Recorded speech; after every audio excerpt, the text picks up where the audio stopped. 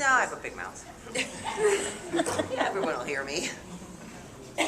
Hi, everybody. Thanks for coming. My name is Karen Fitzpatrick. I first started in Jack Russell's in 1981. That was my original breed, and I became absolutely obsessive with hunting. And that's pretty much where I started in the breed. I got my first border terrier from a good friend of mine who actually was living outside, and they used just specifically to hunt raccoon. And I said, what are you going to do with that border? And she says, you want him? I said, yeah, I'll take him. And that's how it all began. He came home with me. 2 years later, I showed him at Westminster. After he broke all his teeth on about, I don't know how many raccoon he took in 1 year. But so my experience just comes from working terriers. I bred all my dogs.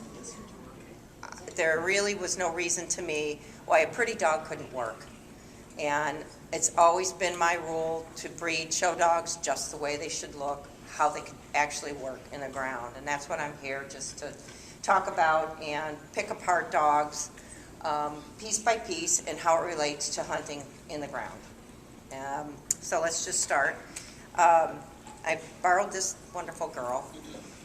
She's 7 years old, and she's in absolutely fantastic condition and could absolutely work tomorrow morning, I think, in my opinion.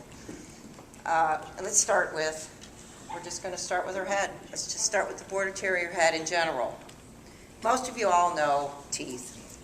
Teeth are very important. When I first came into this breed, it was pretty amazing to me when somebody would open my dog's mouth and say, oh my God, her teeth are so big. And I'm thinking, of course they're big. You know, I guess I never realized there was any other teeth but big teeth on a working terrier. Now that I've been in the breed a bit longer and I've gotten to see other dogs, I do see that we do have some dogs with not very big canines, smaller teeth. A good bite is essential to the working terrier. Just grasping power. They need everything when they're in the ground. This dog, terriers are bred to go to ground, to confront quarry, often to bay. Their job is basically to bay, but they need to have the power and the strength if the job is needed that they can actually draw or kill quarry in the ground. So you need a great strength of muzzle. And this is what we call fill under the eye. This all starts here. We want a good bite. Fill under the eye, if you look, is just nothing but an extension of the jaw. This isn't something somebody made up. This is what we need. You want the strength to run all the way under the eye into the cheek. This is what is basically needed in the ground. We need the strength power in the jaw to be able to pull quarry or kill. It's amazing. This breed was bred for fox, so as you all know. In England, I would say the average fox can be anywhere from 20 to 25 pounds. Much bigger than this country. Much bigger. But they still, you will not find a fox with more than a 17-inch chest. I haven't. They are very small-chested, there's nothing to them. The only difference between, I think, this country and England as far as the fox is in England, they're often in badger sets, which are huge. They're huge.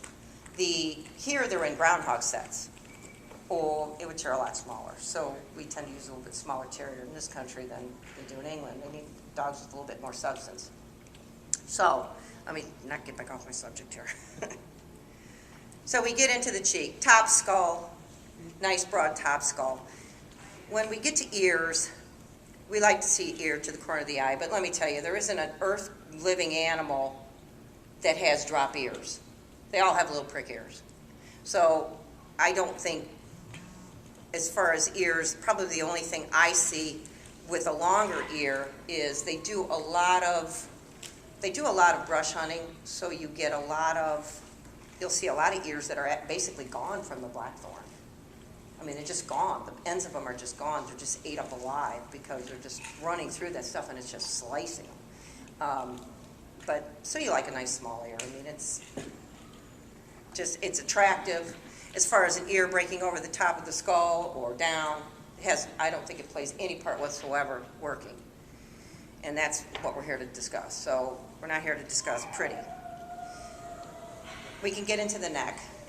First thing you have to understand is when a dog goes in the ground, they're crawling. It's okay. Join in, guys. Tell them how it is.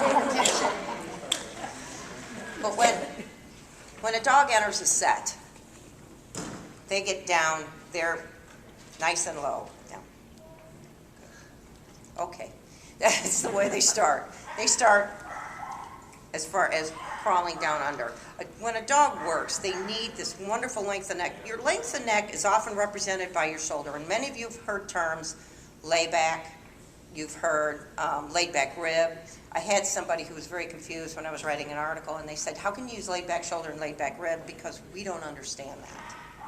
And laid back, I think, is simply a term that means it's well set back. Well set back means the angle is correct. You'll see many dogs, you've heard the term, this dog has no forechest. And the reason a dog has no forechest is because this is your scapula. This is your scapula or your laid back. This is your humerus or your upper arm. You'll hear it called both things. You'll often see dogs out to here. And if you can see it just pop, you will have no forechest. So when you see a dog with no forechest, just take a look at your upper arm. Often that's the cause of no forechest. This dog has to work. This works as, it's almost like a hinge when a dog is in the ground. And when they're in the ground, they're like this. And this is the hinge they work from. They're low. This is where they have to be. This area and this has to fit. So they're constantly working on this. Now, as you can see, if this was straight, if this angle was very straight, they wouldn't have the propulsion they need to work. When a dog is in the ground, they're laying low, and it's a sparring match. If they're not constantly working, with fox they're facing, with badger, often they keep them from digging away, so they're cranking on their rears. The same with a groundhog, because a badger and a groundhog can put a wall between a dog in split seconds of dirt. So their job is, as soon as they turn and go to dig, their job is to start in, boom, boom, boom. When they're facing, it's a sparring match. So they're down, legs in front, and a dog is sparring. This is the way they go. They spar back and forth. A badger will come underneath, as will a groundhog. A raccoon very often comes over the top. So you'll often see, in the UK and here, dogs that work groundhog or badger will be missing quite a bit under here. Not so much groundhog. Groundhogs don't do that much. I mean, they're evil, but they're nothing like a badger. So they have to be in a position to be down and working. This angle is very imperative. It is very imperative for a dog to work properly. Now, never do you want chest below an elbow, because if you've got a dog working or crawling, guess where he's going to get hung up on? Right there. And this is the reason you want a nice, well, this is all about spanning. But you don't want a real deep-chested dog. You don't want a real slab-sided dog. Foxholes are not oval. They're not made like this. They're like this. So you've got to have a dog that can actually get into the ground to be able to do that.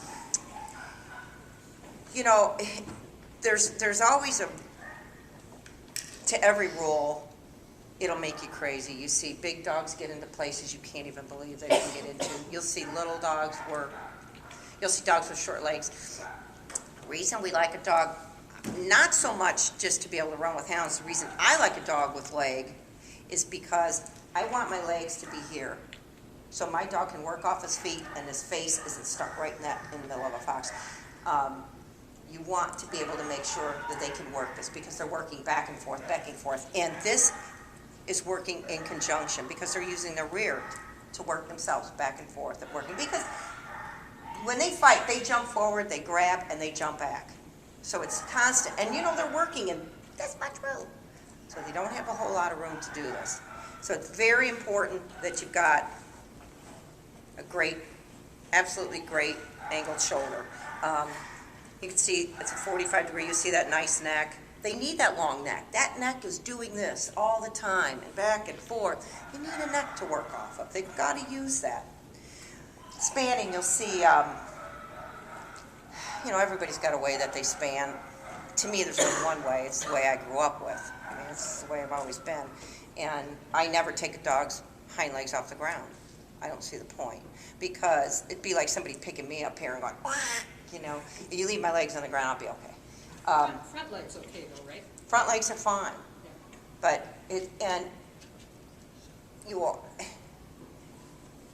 I want to see, and you'll see Ronnie Irving, you'll see people pick a dog up off the table and do this. This is balance.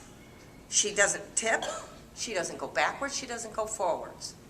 She just lays there. And if you can see, this dog at 7 years old folds right around my hand. Just bends, where that is flexible. The give right under here is amazing. And and if you do that to your own dogs, you'll feel it. You'll feel the give, and it's the same thing. They'll hump again, and you can see the bend. She's like, "Are you gonna drop me?" So you're looking for, when you pick up a dog and you span it, same thing, narrowness, as you can see. Now, they're going through the ground. We're motoring along. This has to be, your shoulder should never, ever be outside your rib. Otherwise, it's a moot point. It's a moot point. I don't care if they have a chest this big, because this goes first. The shoulders have to pass first. And if the shoulder can't get through, who cares about this part? So you've got to have a clean, flat rib. Your shoulder, I'm sorry. Your shoulder should never be outside your rib. Your rear should be able to, you should be able to look down your dog and you should have a nice line. This is the kind of line you want, because that is what they're going to be doing in the ground. It's lovely to see a dog that can just, still has no thickness in here. This is an exception. You don't see that many. I mean, I just had to use a good example. This is just as comfortable as can be. She can still work her way through roots. She can turn on her side. You know, it's amazing when you see what they have to get into to get through. It'll just blow your mind. It's just mind-boggling how a dog can fit into these tiny little areas, and they've got to be built to do the job. They got to be built to do the job. So that's feet. Oh, let's talk about feet. Talk about feet. I was having a conversation with myself in the car on feet. Cat foot. I see so many dogs today with big flat feet, straight pasterned. This dog, to me, a Border Terrier foot should be built like that of a foxhound. They have to travel the same terrain. They should have a nice small cat foot. There should be give to a pastern. I don't know if you guys can see this bit of angle to the pastern. How many dogs have you seen that are straight up, drop, they're actually walking on the back of their pad? And that's what's going to give you that slapping movement. You've got to have, this is your shock absorber. This is what absorbs shock when they go the miles up those mountains and up those fells. They've got to be able to stand the shock. Otherwise, they're not getting out of the kennel the next day. They've got to be able to have a shock absorber. You've got to have some give to this pasture. Think horse, think small cat foot, big feet, splayed feet, they won't walk the next day. This is what will absorb shock to your shoulder, to your elbows, to your whole front end assembly when they're moving. And it'll also give you that wonderful spring of movement. You've got to have a good foot and a good pastern. And you'll see it, look for it. How many times have you seen puppies? They stand, they're just flat. There's no give whatsoever, or even to the point where they're buckling. Some will grow out of it. You know, at 8-week-old puppies, sometimes you pop them up there and they'll, swatch them. But that is just something you just don't want in a working terrier. This angle should also equal. This angle from pelvis to here should also equal, there it is, from here to here to here, should equal the same angle. These angles got to match, because if they don't, then your dog doesn't move right. They have too much front and not enough rear to keep up. You'll see dogs that crab. You'll see dogs going, where their rear's going one way and the front's going the other, and it's often because they have more angle in the front than they do in the rear. And they're covering all this great ground, but the rear, or vice versa. Shoulders a little straighter, actually. Your rear is a little more angled, and they're finding they're either going to have to go outside of their front legs or to the side because they've got more angle behind. It's just part of that crazy thing. But that has to balance. Those angles all have to balance. Coat to me is, I'm lazy, so I love a great coat. I hate coat. But, don't be confused with, abundance of coat does not mean a great coat. It's not quantity, it's quality. This coat, you could pour a glass of water on. It doesn't need to be this long. Nothing will touch the skin. And the longer the coat, the more stuff they pick up. So it's not really the funnest thing in the world to take one out with hair that long and come back and start pulling stickers out of them, because you will. A good, keeping them tidy, keeping them thick, keeping them dense. Undercoat is essential. Undercoat is an absolute must. You will also find, we can get into pelts. Same thing, skin. Let's get into loose pelt. Loose pelt. It's easy. Look, this is what you want when you get into tight places and you want a dog. Let's face it, you can slide in places when your skin moves. It'll help you get out of really tight situations. It also, that good, nice, heavy, thick pelt is great with those nasty teeth that come biting.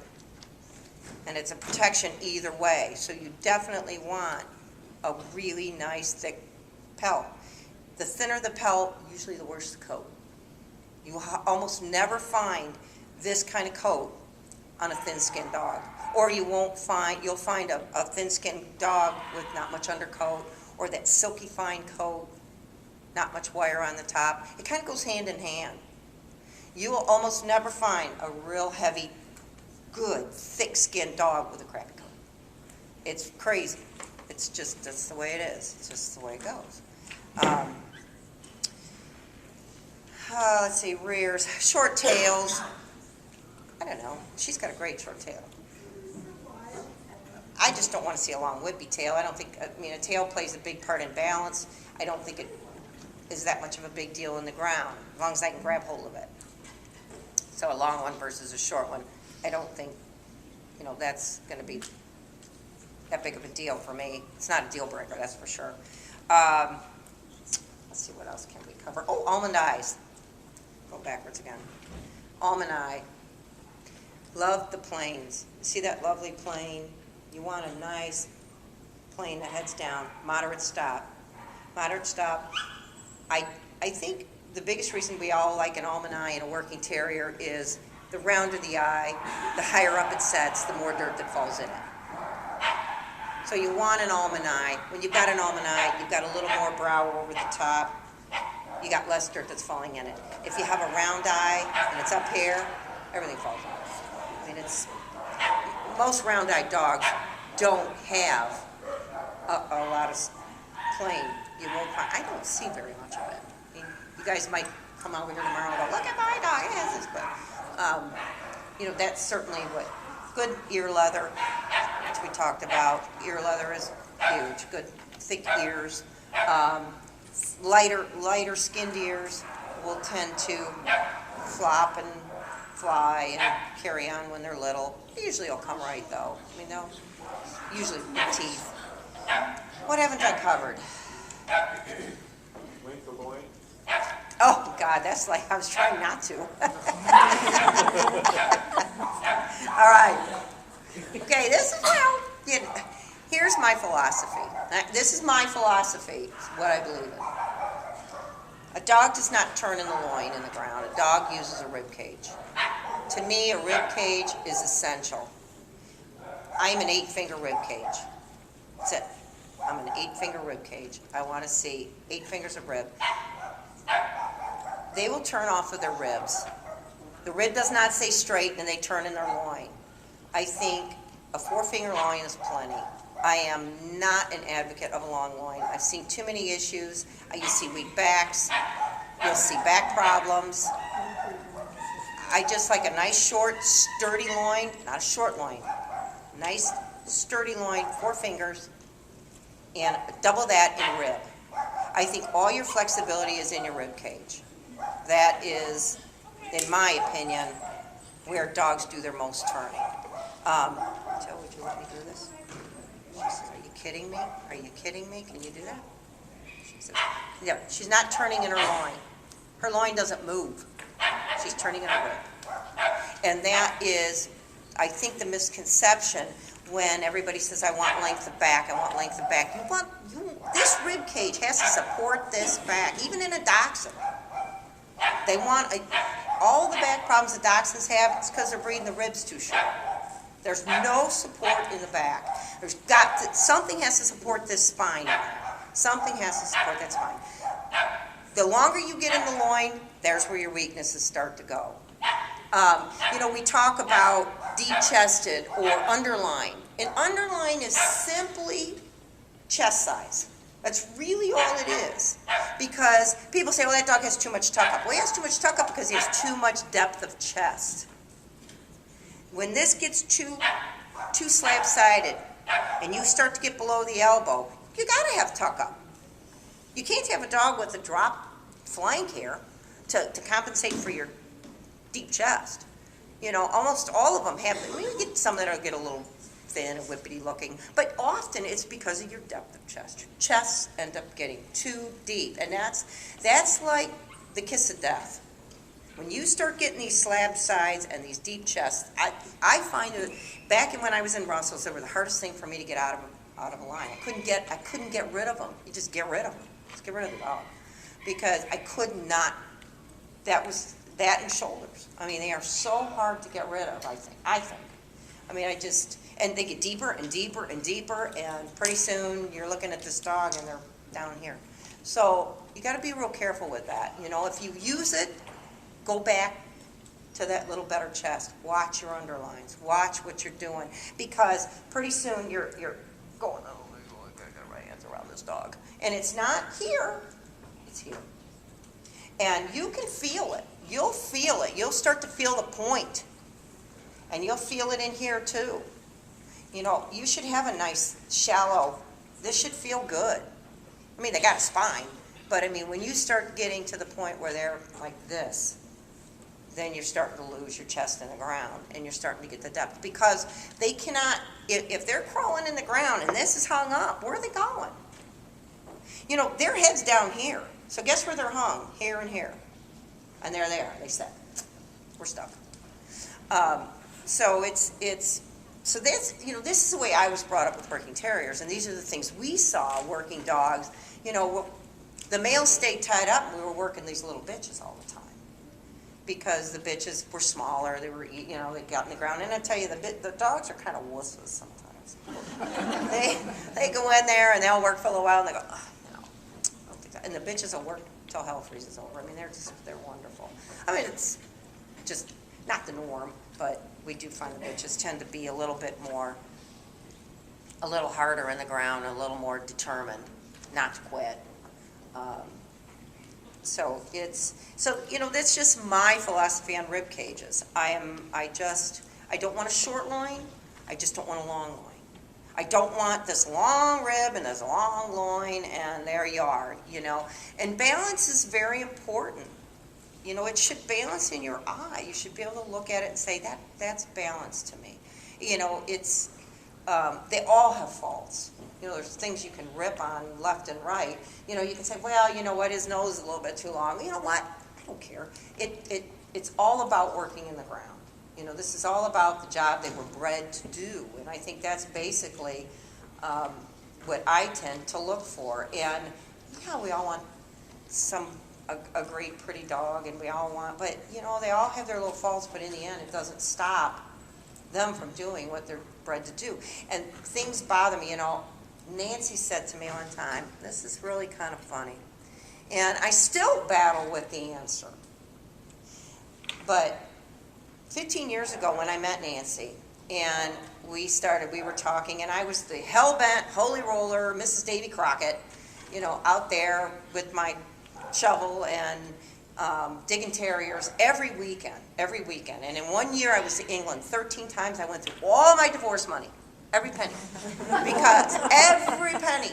But I was on that plane with my shovel climbing those mountains, digging terriers. And we were watching dogs go around one day, and I said, oh, God, look at that dog. You know, he moves beautifully, but he's too big, he's too big, he's too big. She looked at me and she says, okay, what would you do if you had two dogs in front of you, and one was this little ugly thing, it's terrible looking, but you could span it easy, and then you got this big, beautiful dog going around there, and you can't get your hands around it. Which one would you put up? I still don't have a clue. I still couldn't tell you. I guess it would all depend on how bad the little one moved, you know, how short its legs were, and, you know, did it really have an ugly head? So,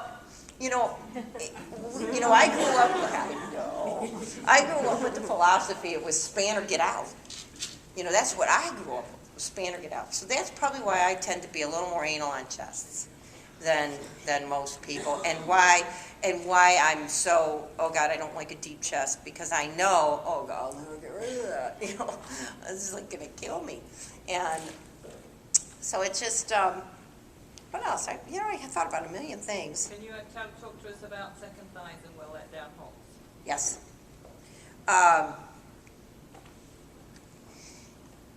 I love a good, strong second thigh. This is what we refer to as a second thigh. She's just a tad straight for me. I'd like to see just a little bit more on her. She's a balanced bitch. I can live with it. But if I had my choice, I'd like to see maybe just a little. Well, maybe not. I don't know. You know, there's a fine line. Some of us really like that really nice, long second thigh and that beautiful short hock. Short hock is driving without being sickle hocked. You don't want sickle hock. Those of you that don't know what a sickle hock is, they're almost too much, and they tend to go like this, kind of like a German Shepherd. So you want a good driving hock without being sloppy. You don't want a cow hock. That's not going to get you anywhere. You don't want a dog that toes in. You want a dog that you can watch go boom, boom, boom, right behind you. But this is what you get when they're nice and low set. They drive well. They drive very nice. Can you add to that? No, I just wanted to know what you felt about the power in the ground. You know, Well, this is what they're, the yeah. proper second Yep. thigh Yep, and they're working off this. Yeah. This is what is folded up underneath the dog, right here. This is the way they work. And this is working, this is pushing. It's constantly pushing, constantly. So the power comes from here. The longer something gets, the less you lose the power. I mean, you're going to lose it. If it's long, it's not going to fit as tighty. And just, everything is worked together. Everything is used together in the ground. I mean, it's just, it's constant. It's a constant sparring match. Constant. So just having this rear end that works, power, strong, strength. And again, for me as a breeder, there's some things you can fix and some things you can't. There's some things that you can see come down the line that you might not like. You know, you may see, you know, a dog with a weak second thigh, and you'll see his progeny the same way. And, you know, you got to make that decision on, okay, can I compensate for that? Is it going to bother me in the ground? Is this dog going to hunt any different? Maybe not that dog, but if you start going down the line, it might. Because it's going to get worse and worse and worse if you don't come back and fix it or come back and correct it. So it's, and anybody feel free to come up and, Karen, yes. I was out of the room for a minute, so maybe I covered it. Did you comment on hide, looseness of hide? And all Yes. that? You did. Yes, we covered that. Yeah, looseness this is what we want. We want a nice loose pelt, nice thick, again, nice and, again, and what I told them is, very often, you'll never see a thin-skinned dog have a thin-skinned dog have a great coat. Never. And if you go around and you start, and you know, the way I learned was, you know, people nowadays are strange. when I grew up, I mean, we used to walk up to everybody's terriers and, you know, I mean, we were spanning everybody got the opportunity to do that. And it's a shame that everybody doesn't get that. And everybody's so protective of their dogs and so worried that somebody's going to go, oh my God, you know, she's going to span my dog, you know. But that's how you learn. And the same thing, you know, I always welcome people. Go over them. I don't care. My dogs aren't perfect. But, you know, if just ask me, I'll tell you. I'm the first one. I'm my worst enemy. I mean, I am my worst enemy. So, you know, if you see a dog with a crummy coat, walk up and just feel it. Ask, can I feel your dog's coat? You know, and pick the skin up and feel it. And then go back and feel one that has a good coat. And you'll see the difference. You'll be amazed. You'll go, oh, I never knew that. But we had all the opportunity to figure this out in the Russells. And it's the same with the Russells. We don't have as loose a skin. And you know what? Don't confuse loose skin with fat. I love when those judges go, look! And I'm thinking, hey, you got about 4 inches of fat there, lady. You know, I mean, you don't confuse that. You know, make sure your dog is fit. And believe me, if it's doing this, it's not good. It's not good. If you can put it back and you got wolves going down there, it's probably fat and not loose skin. So, but you get that a lot of people. And, you know, just a few weeks ago, you know, I'm the worst. You know, I'm such a stickler. And I walked in the ring and I had the judge who I had at the garden. And this is about a month ago. And showing my dog, and you know, he gave me the group, and then he goes, don't let her get any fatter. I looked at him like, what? What? You know, you don't realize that 1 pound, how it tips you from 1 month to a next, or 1 week to a next. And, you know, people get mad at me, they'll come marching their dogs up to me, and I'll say, oh, he's a little fat, you know, and somebody once told me that, and it's amazing the difference what weight makes when you're showing a dog in the ring. But in the ground, make sure your dog's got enough meat on them. Sometimes these dogs work for hours. You know, we don't want little spindly dogs. If they're set up there for 8 hours working something, you need this bone. You need a little extra flesh when you start out. You don't want these little anorexic dogs starting out. They burn those calories in the ground. You want a dog with some substance. They got to take on a fox. It's a lot of, I mean, it's nonstop. They'll go and go and go, and pretty soon the fox and the dog will lay there for hours resting. But that dog's not budging, and that fox isn't budging. And then they'll start in again, and you'll be sitting out that hole all the whole time. And I mean, there's many times you can't dig to a dog. And you know, I tell people in this country, if you don't want to risk losing your dog, don't hunt it. Don't hunt it, because I've seen many a dog go by the wayside, whether it's the skunk or dogs that you just can't get out. And I can't even, probably the only thing I ever saw in England, people losing dogs there, were, I happened to drive down a driveway and there were some old boys working some little black dogs. And they were pulling them out as fast as they could. They were just peeled. They were working badger, and they would put another one right in. I mean, it's a different kind of world in the ground. It's very different. It's a different world, working terriers. It's a different world, and they got to be made to do the job, you know. And like I said, I always believe that a dog should be made.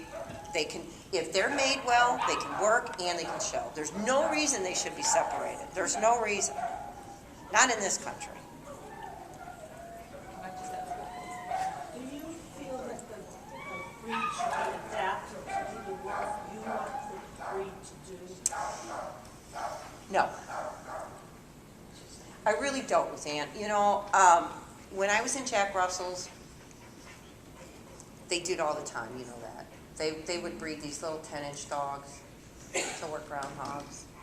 And it used to make me mad, and I'd say, you know what, you can breed the dog you want all day long if that's what you want to do. If you want to go and you want to hunt groundhogs and you want to breed 12-pound border terriers, you knock your socks off. But don't you dare walk into that show ring and want to be judged to the breed standard to hunt what it was originally bred to do and where it came from. Don't expect to go out there and win, because I don't think it's right.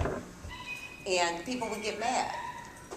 And I'd say, you know what, that's not what they're, people, let's just keep this in perspective. So it's wrong for me, but it wouldn't be wrong for somebody who just wants to hunt. I mean, if they just want to hunt groundhogs in this country, knock your socks off, breed all you want. But don't walk in the ring and think you've bred the right terrier.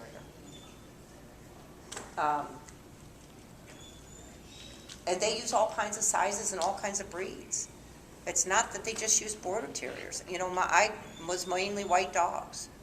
And where I originally started in border terriers was it was a Coniston Foxhounds, and it was in Windermere. And she did nothing but breed working terriers. That's it. That's all they had. They had Patterdales and they had border terriers. And I fell in love with the little bitch that they were hunting, and that's where it all began. And I was just enamored with it. But they don't use a lot of border terriers, as many as you would think there. Most of the kennels, they either got fell terriers or Lakeys or some mix, or even a lot of them use a lot of Jack Russells, but you don't see a lot of border terriers. Barry Todd Hunter used a lot of borders. You don't see them so much in the hunts, right? Karen, you'll see a lot of private people working. Yep. And I think a lot of it is color. Yeah. Absolutely, and that's important. Yeah, color is huge. Very often, if a border bolts a fox, it's not beyond a hound to grab a border. I mean, it's a frenzy. It's that quick. And the same with guns. These guys are crazed. They're like standing there. We used to do some brush hunting there, and there used to be these long strips of buckthorn. What is it, blackthorn or buckthorn? Blackthorn. And there'd be these long strips, and these guys would stand out there with these guns, and there'd be one there, one there, one there, one there, one there, one there, one there. And they would send in 6 or 8 of these terriers. We'd just open the truck. These are all Jack Russells. And they'd hit. They'd be screaming at the top of their lungs. They'd just stand there. And these guys would just stand there waiting. Now, let me tell you, I watched a border get shot because we threw a border in the mix, and they shot the border. And lucky he lived. But they shot the border because it's small and it's red. And they don't, they're crazed. So they often use a lot of white dogs. I mean, they don't use a lot of little red dogs. But because they are crazy there. And, a border is a slower worker. If you've ever had, of course, most of you have never had Jack Russells, but, an 8-week-old Jack Russell and an 8-week border, oh my God, it's night and day. It is night and day. They'll take on, those Russells are evil. It was not beyond me we had Russells working in the ground at 7 months. I had a dog take 13 groundhogs at 7 months old. 7 months. That's how hard they are. These guys, please, they're just kind of going, you're going to do what? Oh my God. Wait till they're 2. They're just a lot slower. So a lot of these places, a lot of the kennels in England, they don't want to wait that long. They just don't wait. They want a dog to go in the ground and start working right away. And they don't want to take the time. Once a border starts going, they're solid though. I think they're very solid dogs. And they can become very hard little dogs. The male I had he was a big dog, but he was tough. He was tough. I want to get back to, just another thing I want to cover is there's a lot of misconception that everybody says, borders were bred to run in packs and work in packs. Let's clarify this, people. Not packs of terriers. You would never hunt 2 terriers or 3. Well, let's just say a pack. I wouldn't even 2 if they're used to working together. But you don't. This is the reason, even in our Earth dog, that there's an honor system. One is tied up. And the reason they aren't barking their heads off and we don't let them do that is because that will bring another terrier out of the ground. That's why they're supposed to be quiet. And they'll spook quarry. So they have to be quiet. But the reason you don't hunt multiple terriers together is you get one in the ground on a 25-pound fox, and then you get his bully brother back there who wants in there too, and bam, he hits the ground running. Guess whose face gets shoved up in the fox? The poor little guy in the middle. And he gets tore to shreds. Because when she gets in the ground, and the dog I'm hunting her with that's harder gets behind her, and he wants at that fox, boom, she's going to get shoved right up in the face of that fox or that badger, and she won't have a face. So you lose the dog, and you lose probably the dog behind it. It's just You just don't do it. If you got a soft dog that you know enters behind, I mean, we do it all the time. We would hunt a couple together. If one hit the ground and the other one was on it, let me tell you how quick we had a tail. Because you don't want them to go up behind them. So you don't hunt terriers in packs. If you're brush hunting above ground, that's a different story. But in the ground, never. You never do that. Because something's going to get hurt. Something's going to get killed. Because you just don't know what you're going to. A skunk, it's over. It's over. You've got seconds to get your dog out of the ground if you've got another one that's even one, let alone two. And a skunk smells just like a fox. Just like a fox. It's a very similar scent. So you can go down there and you can look at sets and stick your nose down there and think, well, I think that's a skunk, or I think that's a fox. Well, I don't know. I don't think I want to take the chance. And you know, there's ways you can tell fox. I mean, you can decide. You can look at poop. You can look at what's being eaten outside the hole. I mean, but I don't know if I'm really wanting to gamble that much. I'm losing my dog. But there is, you know, you just don't work these terriers in packs. And no terrier, if it's going in the ground. But yeah, I just get a lot of people say, well, they're all supposed to get along because they hunt in packs. No, they don't hunt in packs. They may run with hound packs. But you don't put them in those situations where, you know, they're possessive and territorial as it is. You don't put them in that situation to make them kill each other. It'd be like the people that used to race them. Borders, Jack Russells, they'd put muzzles on them and they'd race them after these bloomin' lures. The things would be screaming bloody idiots. And then they come home and they go, now, don't fight over that toy. Don't you dare fight over that toy. And they don't understand why their pets don't get along. That's Wednesday seminar. Can you just, I know it's not full, but it's Go. we're talking about hunting, temperament. Yep.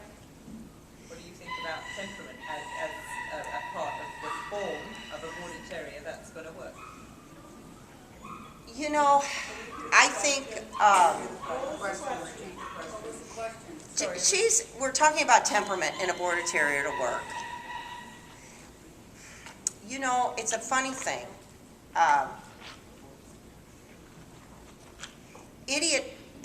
It depends on what, you know, this is really a hard one for me because I've had just about everything. My couch dogs are awesome hunters. I can't stand a psycho dog. I can't stand it. Now, if you have a male boarder who happens to hate other male boarders, that's not a psycho dog. There's a big difference there now. Now you're putting dogs in their own realm. But then you've got dogs who, no matter, and a lot of it is the way they're brought up. But you'll get a lot of dogs you just can't turn loose with anything because their mind's on killing the other dog. And I've watched them do it. I've watched them take them and just shoot them. Just shoot them. They'll kick out a couple terriers, and if one is just stupid, it's gone. You ain't even seen it no more. They just get rid of them. They're useless to them. They're absolutely useless. But we don't raise them like that. You know, we are, you know, a lot of people, they stand here with their little border terriers, and they're as quiet as little church mouses, and they stand and they go home and they got to lock them all in separate rooms. Now you tell me, which one would you rather hunt? The one that goes home and lives in its pack at home and gets along and does everything right, but comes to here and gets on its toes? Or do you want the one who's a quiet little angel, but you can't let near another dog when you go home? It's a tough call there. And you know your dogs, but a lot of it is upbringing. A lot of it is just your upbringing and how you manage your pack. And how you manage your dogs. But yeah, there's a lot of them that are born just blooming idiots. Just idiots. We saw it in Russells. Russells will kill puppies. They're notorious for puppy killing. But I don't know about boarders. You know, all the ones I've had have been really good with puppies. Not squealing newborns. Squealing newborns, that's fair game. That's fair game. They don't have a clue. Another bitch, too. You know, they're still first and foremost, that turns the switch, that squealing. That squealing sends them up the yin-yang. You're never going to breed that out of this. And you don't want to. You'll never breed that instinct out.